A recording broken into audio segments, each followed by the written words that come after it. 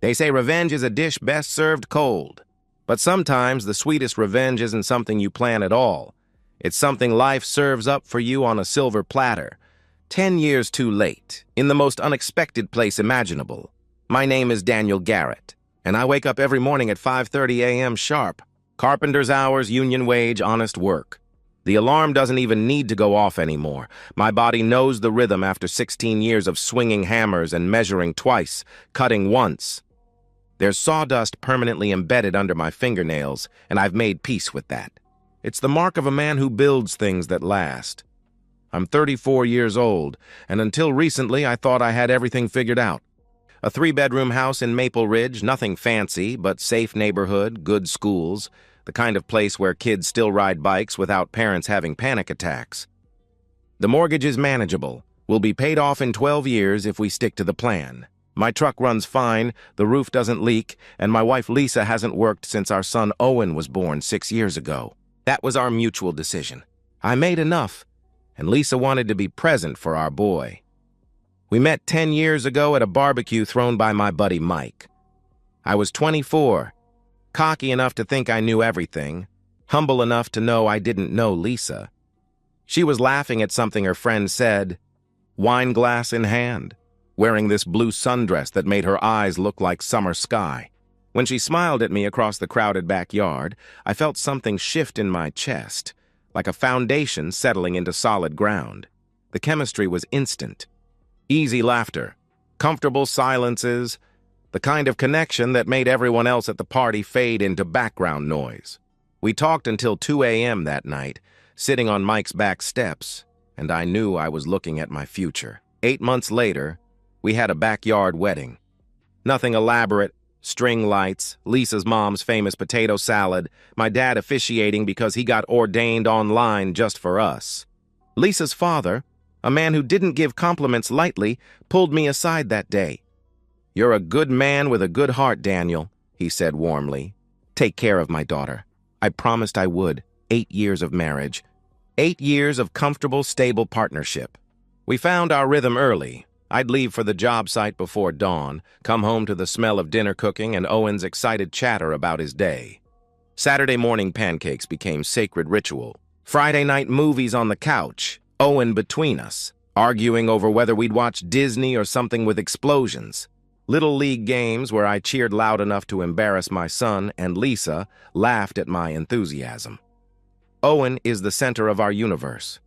Bright-eyed, curious, always building impossible structures with his Lego sets. He has my hands and Lisa's smile, and when he concentrates on his homework, his tongue pokes out the corner of his mouth just like his mother used to do when she was figuring out the monthly budget. Lisa's parents visit every Sunday for dinner. Her mom brings dessert. Her dad and I argue about baseball and politics with the comfortable familiarity of family.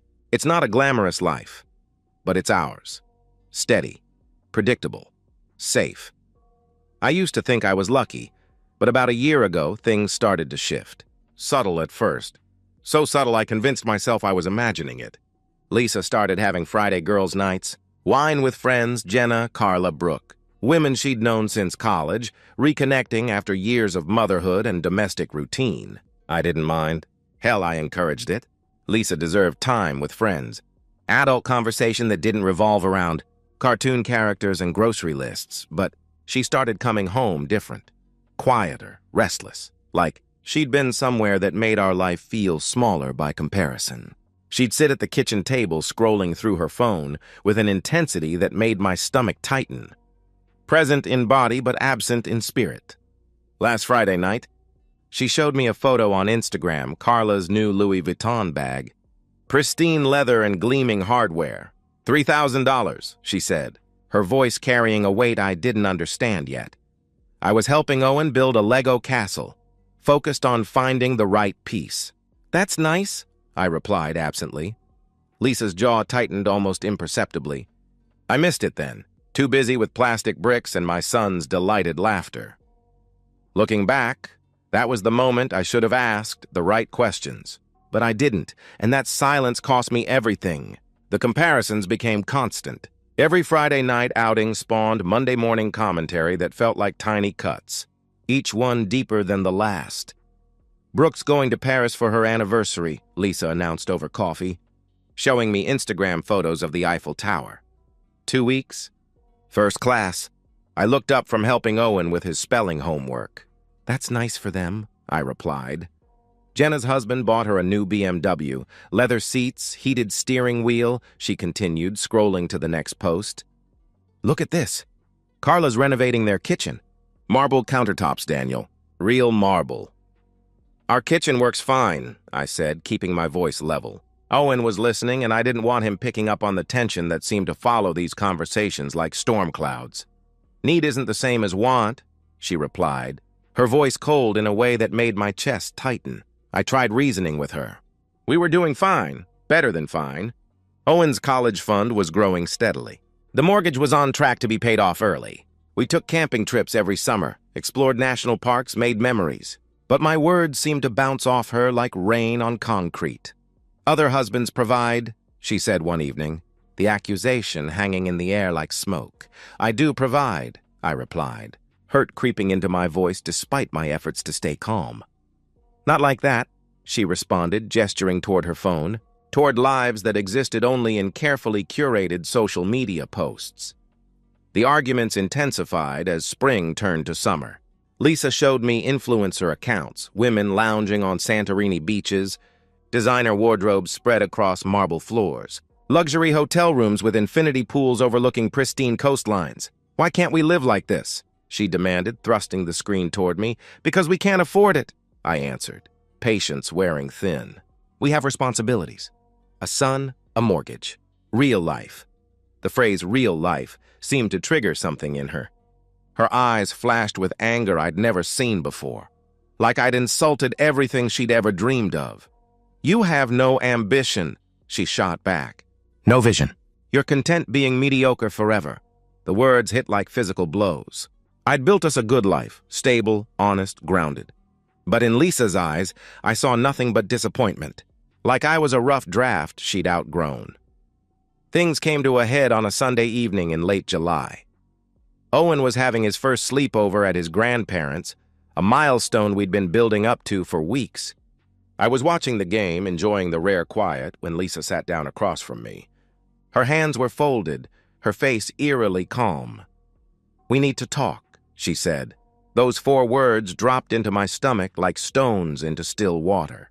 I muted the television, turned to face my wife of 8 years, and felt the ground beneath me start to shift. "I've fallen out of love with you," she stated. The words came out rehearsed, practiced, like she'd stood in front of the bathroom mirror perfecting the delivery. Clinical, detached, final. "I've met someone," she continued. "Richard? Through Jenna. He's different, successful. He makes me feel alive again." My hands were shaking. I gripped the armrests of my chair to steady myself. "Have you cheated on me?" I asked. "No," she said quickly. "I'm telling you now to be honest. I want a divorce." The interrogation that followed was brutal. "Yes, Richard was wealthy," she confirmed. "No, that wasn't the only reason," she claimed, but her eyes said otherwise. "Investment banker. Downtown penthouse. The kind of man who didn't have sawdust under his fingernails." Then came the gut punch that nearly doubled me over. "I think Owen should stay with you," she announced. "You're better suited to raise him right now. I need time to figure out my life." The words hung in the air like a toxic cloud. "You're abandoning your son for a rich guy," I said. "I'm not abandoning," she started. "You are," I interrupted. Something cold and hard crystallized in my chest. The carpenter in me, the man who'd spent years solving problems with his hands and his head, saw this situation with sudden brutal clarity. "Fine," I said, my voice steady for the first time since she'd started talking. "You get nothing. I get full custody. We sign papers, you walk away clean, deal?" She nodded quickly, too quickly. Relief flickered across her face like she'd been expecting a fight. "Deal," she agreed. "Get your lawyer," I said. "Let's get this done." After she left the room, I sat in stunned silence, processing the fact that my wife had just traded our family for luxury and didn't even fight for her own son. I should have felt devastated, broken. Instead, I felt something colder, a clarity I didn't expect. She'd shown me exactly who she was. Now I just had to protect my son from the fallout. The divorce proceeded with shocking efficiency. Lisa didn't contest a single thing. No alimony demands, no child support negotiations, no property disputes. She signed every document her lawyer placed in front of her like she was desperate to escape a burning building. 3 months after that Sunday night conversation, it was done. 8 years of marriage dissolved with the scratch of a pen. The day she moved out, Owen was at school. I made sure of that. Lisa packed her belongings, 2 suitcases and some boxes, while I was at work. She left a note for Owen on his pillow. I never read it, just sealed it in an envelope and put it in my safe. Years later, when Owen was old enough to make his own decisions, I handed it to him. He held it for a long moment, then put it back without opening it. "Where's Mommy?" Owen asked that first evening, his 6-year-old eyes scanning the house like she might be hiding somewhere. I knelt down, pulled my son close, felt his small body fit perfectly against my chest. "Mommy had to go away for a while, buddy," I told him gently. "But I'm here. I'll always be here," Owen cried that night. Deep, heartbroken sobs that nearly shattered me. I held him until he fell asleep, then sat in his doorway watching him breathe, feeling my heart break and harden simultaneously. The first year was brutal. Learning to be both parents while maintaining full-time work pushed me to my limits. I hired Mrs. Adams, our elderly neighbor, for after-school care. She became Owen's surrogate grandmother, teaching him to fold origami cranes and speaking to him in gentle Mandarin phrases he'd repeat without understanding. I burned dinner regularly those first months. Pancakes became a Wednesday tradition because they were one of the few things I couldn't screw up. Owen learned to braid his own hair by watching YouTube videos. His attempts were crooked and loose, but his determination broke my heart in the best way.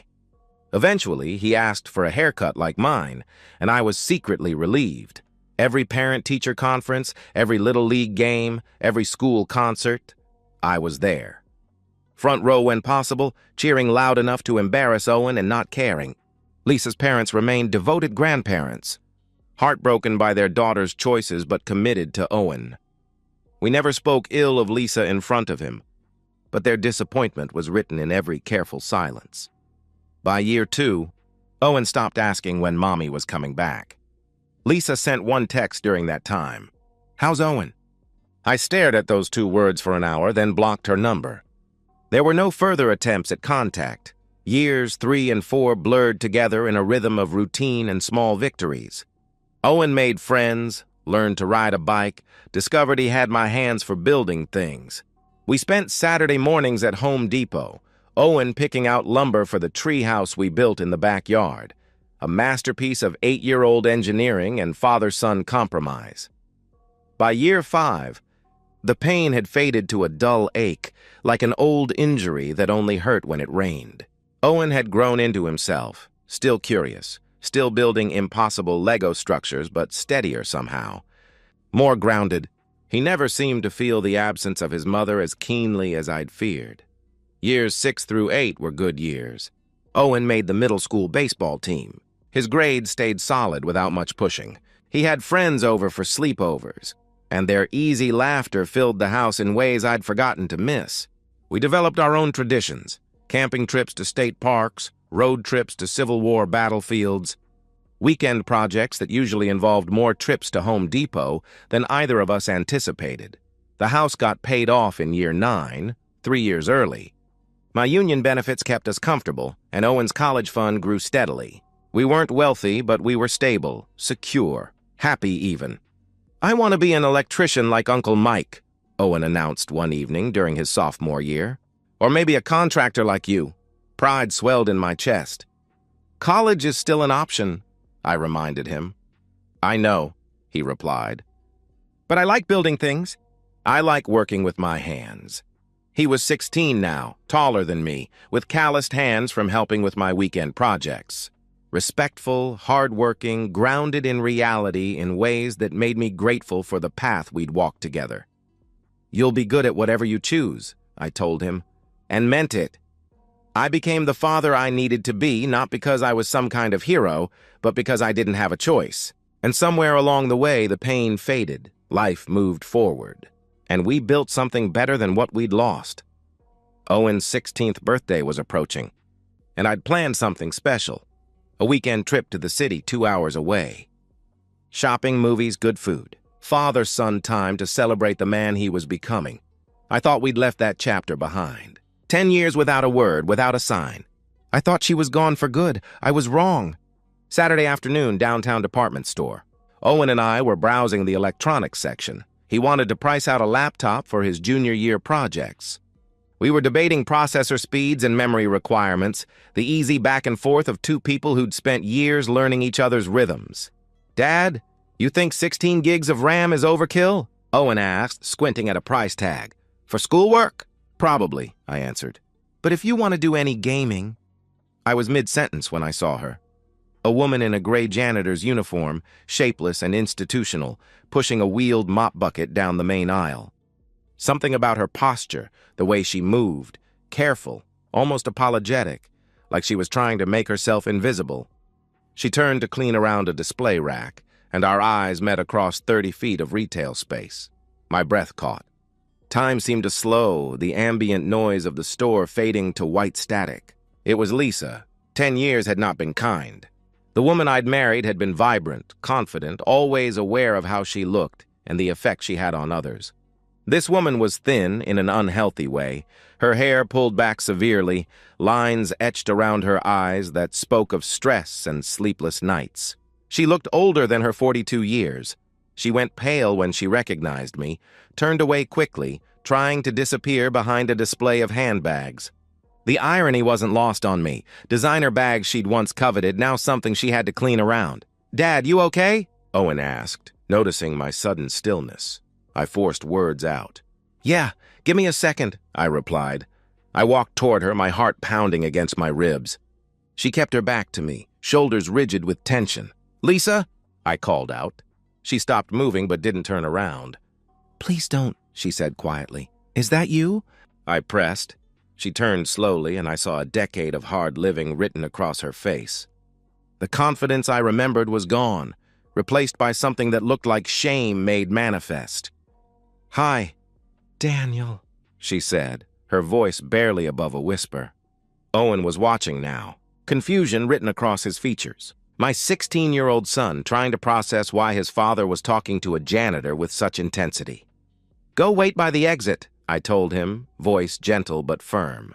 "I'll be right there." Owen hesitated. He wasn't stupid, could sense the weight of this moment, but walked away, glancing back repeatedly. "What happened?" I asked, though part of me already knew. Her eyes filled with tears, she tried to blink away. "Can we talk outside?" she asked. We sat on a bench in the parking lot, the afternoon sun harsh and unforgiving. Lisa wouldn't look at me as she talked, her voice hollow, like she'd rehearsed this story for herself countless times, but never expected to tell it aloud. Richard had never married her, she explained. Always had an excuse. His divorce wasn't final, the timing wasn't right. His business needed his full attention. The luxury lifestyle lasted about a year before his drinking became a problem. When Richard drank, he became cruel. Verbal abuse at first, telling her she was lucky to have him, that no one else would want a woman who'd abandoned her child. Then it escalated. "Why didn't you leave?" I asked, though I suspected the answer. "Where was I going to go?" she whispered. I'd burned every bridge. Couldn't face my parents after what I'd done. Couldn't call my friends. They all belonged to his world. "And you..." She finally looked at me. "You'd moved on." Owen had moved on. I'd made my choice. She stayed with Richard for 7 years, she continued. 7 years of walking on eggshells, of making herself smaller and smaller to avoid triggering his rages. Then 2 years ago, he brought home a woman barely older than Owen. "Pack your shit and get out," she quoted. That's what he told me. Casual as discussing the weather. "I'm done with you." She'd been in the city ever since, working whatever job she could find. Night shift at a call center, weekend cleaning at office buildings, this department store gig. One-room apartment above a laundromat barely making rent, invisible to a world that had once catered to her whims. "I destroyed my life," she said, the words coming out broken. "I threw away everything real for the promise of something better. And I got nothing," I nodded slowly. The carpenter in me appreciated the simple architecture of cause and effect. You did, I confirmed. The words were neither cruel nor sympathetic. Just truth, delivered without emotion. Can I talk to Owen? Just for a minute? She asked. He's 16. That's his choice, I replied. Lisa stood on unsteady legs, walked to where Owen leaned against a pillar, scrolling through his phone with the practiced indifference of a teenager. I watched from a distance, close enough to intervene if needed. Owen? She called out. He looked up, no recognition in his face. Why would there be? The last clear memory he had of his mother was from when he was 6. I'm your mom, she said. Owen's expression went hard, colder than I'd ever seen it. Something shifted in his posture. He seemed to grow taller, more solid. I don't have a mom, he replied flatly. Please, just listen. She started.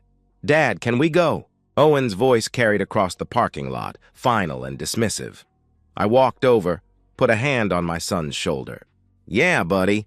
Let's go, I answered. Lisa reached out as if to touch Owen's arm, then stopped herself. Owen, please! She tried again. Owen turned his back on her, completely, deliberately. The gesture was devastating in its simplicity. I looked at Lisa one last time. Part of me wanted to say something profound, something that acknowledged the tragedy of this moment.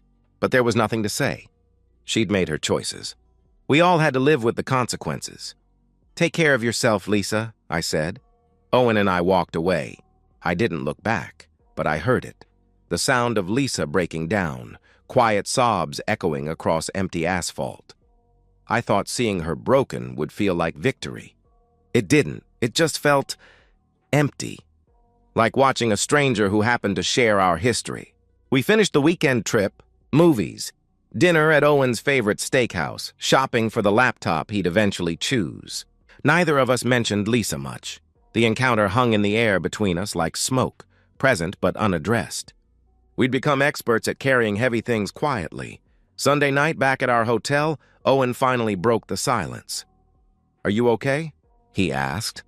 I considered the question honestly, surprised by my own answer. Yeah, I am. Are you? I replied. She made her choice, Owen said, his voice steady and mature beyond his 16 years. You were always there. That's all that matters. Pride swelled in my chest, threatening to overflow. Thanks, son, I said. We talked a little more. Owen admitted he'd always wondered what happened to her, had built scenarios in his head over the years. The reality was somehow both worse and less significant than he'd imagined.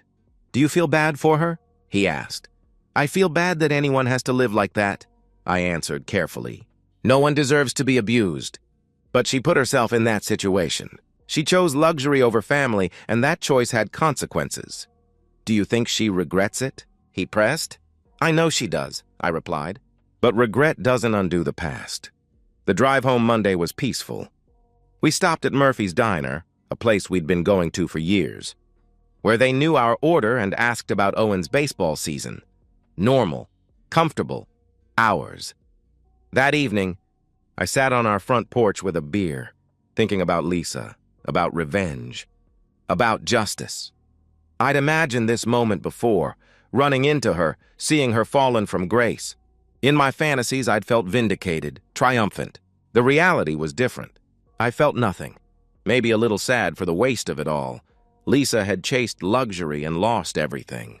But I hadn't engineered that downfall. Life had. Her choices had. And that was the truest revenge of all, not something I'd inflicted, but something she'd brought upon herself. I thought about Owen, the boy who'd grown up without a mother but never doubted his father's love. The teenager who was kind, hard-working, grounded in reality. Everything Lisa had abandoned him for had turned to ashes. Everything I'd held on to had become gold. I looked at our house, modest, paid off, filled with 10 years of memories. No marble countertops, no infinity pool, no designer anything, but it was home. Owen walked out, sat beside me on the steps. What you thinking about? He asked. Nothing important, I replied. You ready for baseball tryouts next week? Born ready. Owen grinned, the same smile that had charmed me when he was 6 and still charmed me now. We sat in comfortable silence, father and son, watching the sun set over our quiet neighborhood. Kids rode bikes on the sidewalk. Mrs. Adams waved from her garden. Normal life, lived by normal people who valued what they had. I realized something sitting there. I didn't need to see Lisa suffer to feel vindicated. I'd already won. I'd won the moment I chose to stay, to show up, to be present. I'd won every morning I woke up for my son, every game I attended, every tear I wiped away, every Lego castle we built together. The best revenge wasn't making Lisa pay. It was building a life so good that her absence became irrelevant. "I love you, Dad," Owen said suddenly, the words carrying weight in the gathering dusk. "Love you too, son," I replied. And that, I thought, was worth more than all the Louis Vuitton bags and Paris trips in the world. Inside, my phone buzzed. A text from an unknown number. "Thank you for raising him right. I don't deserve forgiveness, but I needed you to know." I stared at the message for a long moment, then deleted it without responding. Some chapters stay closed. I walked back inside, closing the door on the past, walking toward the future with my son, the only thing that had ever really mattered. The house was quiet except for the hum of the refrigerator and the distant sound of Owen's music from upstairs. I looked around at our life, ordinary, honest, real. No marble countertops, but the laminate ones held memories of homework sessions and birthday cakes. No designer furniture, but every piece told a story. Lisa had traded all of this for the promise of something shinier. She'd learned too late that some things can't be bought, can't be replaced, can't be reclaimed once they're lost. I'd learned something different, that the price of everything is often nothing compared to the value of what you already have. And sometimes, the sweetest revenge is simply refusing to lose yourself in someone else's emptiness. The story ended not with dramatic confrontation or calculated destruction, but with the quiet satisfaction of a life well lived. I hadn't destroyed Lisa. She'd destroyed herself. My victory was in the 10 years I'd spent being the parent she'd refused to be, building a relationship with my son that no amount of luxury could ever purchase. Some revenge is served cold. The best revenge is served warm, at your own dinner table, surrounded by people who choose to stay. And so, we've reached the end of today's story. Was it what you expected, or did it take a twist you didn't see coming? I'm curious to hear your thoughts. Share them in the comments below, and let's get a conversation going. If this story kept you hooked, make sure to hit that like button. And if you're new here or just haven't subscribed yet, now's the perfect time to join our community. I bring you fresh, captivating stories every day, so click that subscribe button and turn on notifications so you never miss out. Thanks for watching, and I'll see you in the next one.